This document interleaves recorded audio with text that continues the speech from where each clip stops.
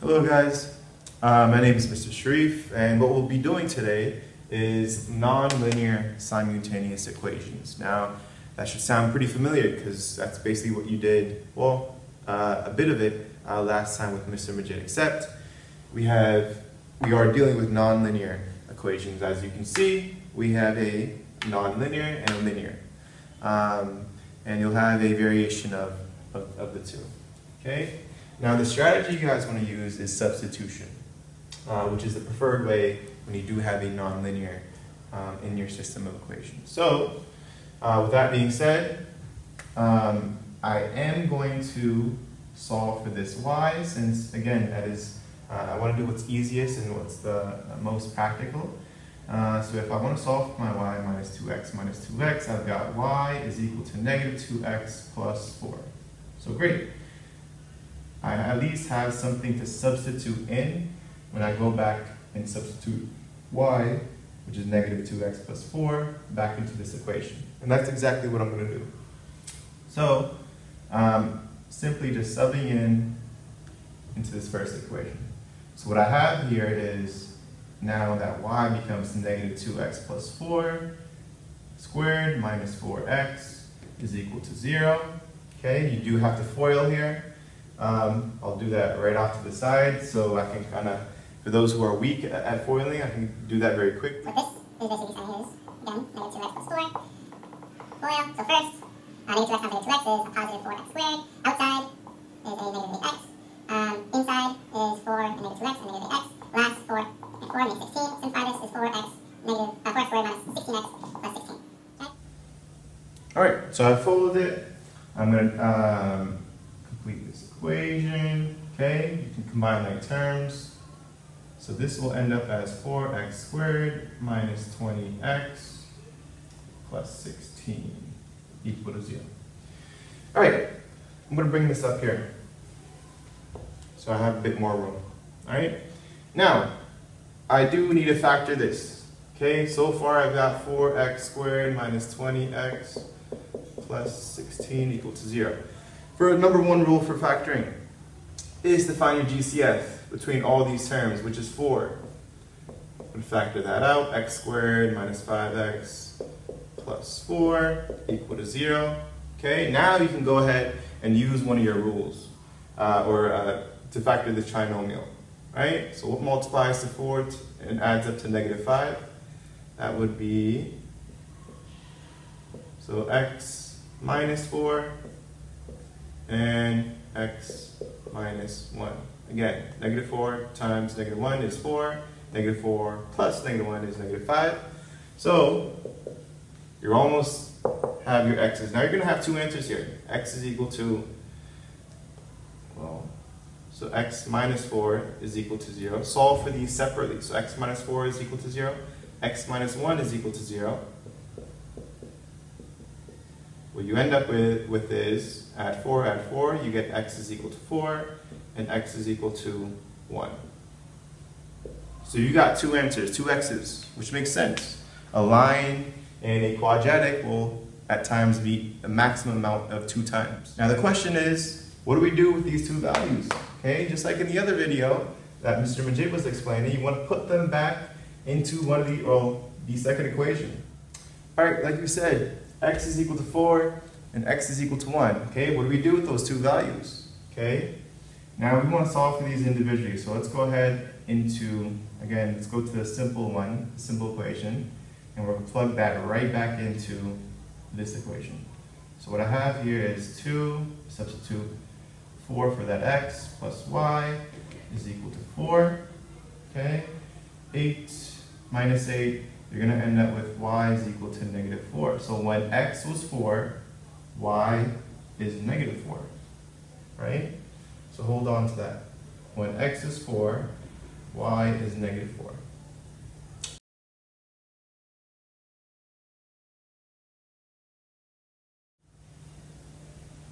So when x is equal to 1, let's go ahead and plug that in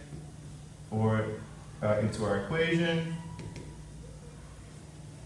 Alright, so minus 2, you end up getting y is equal to 2. And when x is equal to 1, y is 2. So that is your second point of intersection. So 1 and 2. So what you've just found out is those points of intersection between those two equations. Again, preferred way, your preferred strategy is to substitute.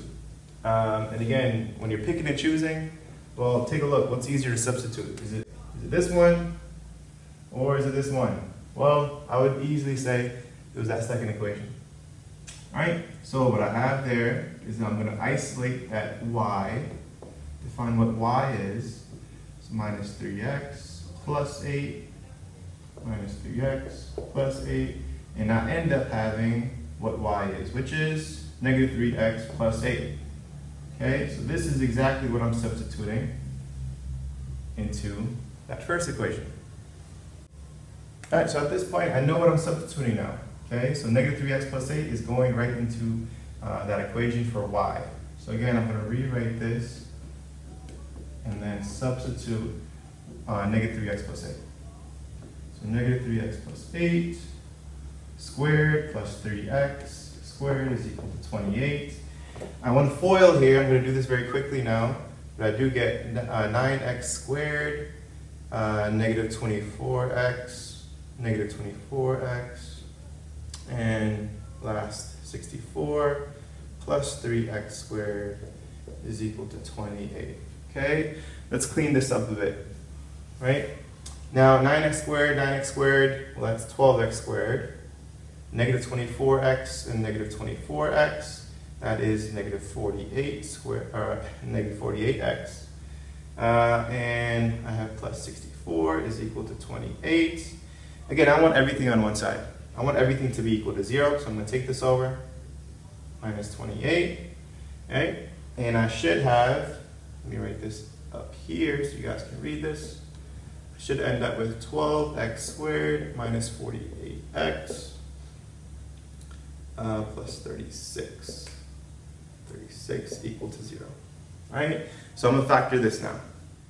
All right, so on to factoring. Okay, again, first rule of factoring is to find your GCF if possible. Well, there is a GCF. I can take 12 out of each of those terms.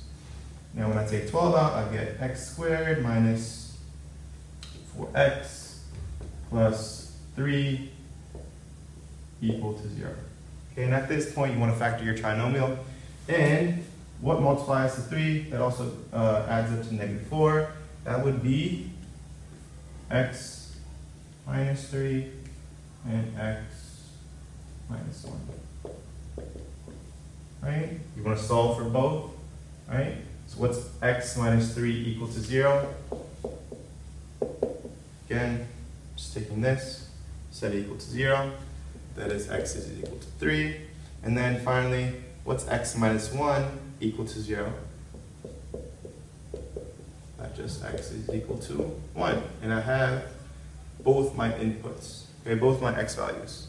And again, if you remember from the last problem, I'm going to take those inputs or those x values and I'm going to put it back into the simpler equation. Again, simpler equation is this one. Make it easy on yourself. So let's go ahead and do that right now. So let's go ahead and use the simpler equation. So 3x plus y minus 8 equal to 0. I have 3 that I need to plug in. So 3 plus y minus 8 equal to 0. It should be, well, I end up getting y plus 1 equal to 0. So that means y is equal to negative 1, right? Y is equal to 1 when x is equal to 3. So for this coordinate, I'm going to have when x is 3, y is equal to negative 1. Right? On to the next one. So I just found out that when x is equal to 3, y is equal to negative 1. Let's find out what x, when x is 1, what will y be? So again, I'm going to plug it right in for this value, or this equation. All right? Again, so 3 minus 8, I get y minus 5 equal to 0. Plus 5, I get y is equal to 5. So y is equal to 5 when x is equal to 1. So I found out the second intersection point, which is 1 and 5. Again, x values and then y values. That was what makes a coordinate. So I have my third example now. Now at this point, you should be getting the hang of it, very similar to what the last lesson was. So in this case, again, choose the best equation to get that, to isolate that variable. In this case, let's just choose this one. So I have 2x minus y is equal to -1, negative 2x. I end up having negative y is equal to -2x minus 1. Again, can have a negative there. So this becomes y is equal to positive 2x plus 1. So I have exactly what I need to substitute.